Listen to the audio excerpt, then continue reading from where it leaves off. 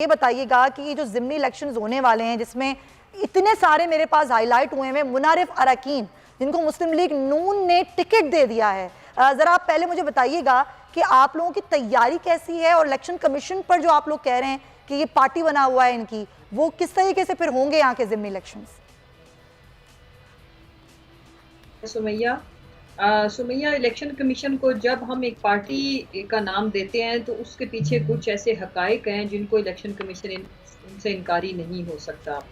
मैं सबसे पहले तो अजहर सिद्दीक साहब मेरे भाई हैं बड़े, इनकी इंतहाई शुक्रगुजार हूँ कि जिस तरह ये पाकिस्तान के लिए मेहनत कर रहे हैं और बगैर किसी फीस के, बगैर किसी लालच के, ये हर पाकिस्तानी का आज हर प्रोफेशनल का जज्बा है कि वो पाकिस्तान के अंदर एक कंस्ट्रक्टिव अपनी जो इनपुट है अपनी एक्सपर्टीज के साथ, और वो ये हर एक का जज्बा है कि वो कर सके। इसी तरह मीडिया के भी कुछ लोग, आपके चैनल के भी समी इब्राहिम भाई हमारे, गिल फारूकी साहब वो भी ज़ेर अताब हैं, जैसे इमरान रियाज खान का आपको पता ही।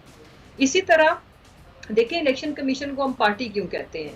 आज हमारे जो 5 रिजर्व सीट्स के जो मेंबरान थे उन्होंने ओवरटेकिंग की है और भैया इसके लिए हमें बहुत एफर्ट करनी पड़ी है। जिस दिन ये सारे लोटे डी सीट हुए थे उससे नेक्स्ट डे ये नोटिफिकेशन ईसीपी को असूली तौर पर जारी कर देना चाहिए था जब कोर्ट का फैसला आया था, लेकिन उन्होंने ऐसा नहीं किया। लेकिन फिर उसमें जब कोर्ट्स इन्वॉल्व हुए, उन्होंने फिर दोबारा ऑर्डर किए, उसके ऊपर भी दे डिलेड जितना वो कर सकते थे कि जी अभी हमें ऑर्डर नहीं मिला, अभी ये नहीं हुआ, अभी वो नहीं हुआ।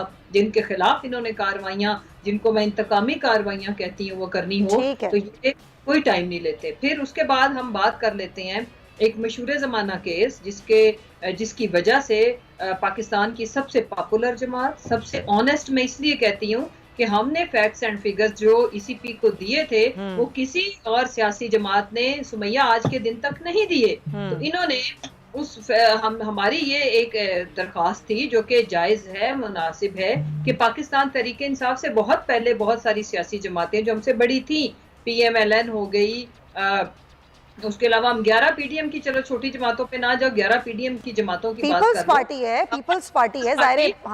आप उनके भी, हम ये नहीं कहते कि हमारी अकाउंटेबिलिटी इससे भी कड़ी होनी चाहिए, बिकॉज हम ये क्लेम करते हैं, लेकिन सबकी होनी चाहिए। अच्छा, ये जरा हम आगे जाके बात करेंगे इस पर। मुझे क्विकली जरा आज़ाद साहब का भी इस पर मौक़िफ़ लेने दें ब्रेक से पहले, फिर मैं आपके पास दोबारा आ जाऊंगी।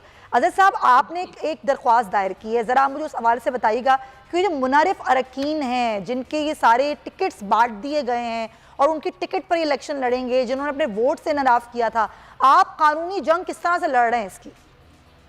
बहुत शुक्रिया। पहले तो मेरी बहन मुसर्रज चीमा सबका बहुत शुक्रिया। ये जंग हमको पाकिस्तान के लिए लड़ रहे हैं, इसमें कोई ना किसी का एहसान है और हम कोशिश यही कर रहे हैं कि पाकिस्तान में आइन और कानून की हुक्मरानी हो।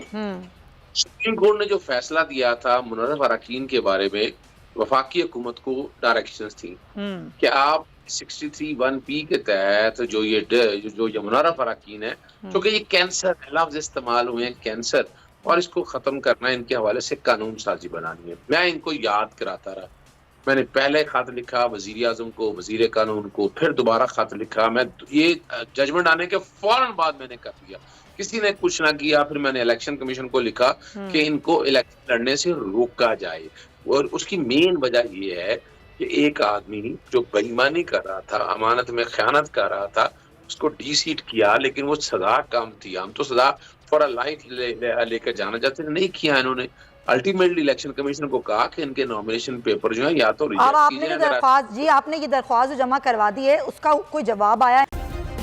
सब्सक्राइब करें और बेल दबाएं ताकि कोई खबर रह न जाए।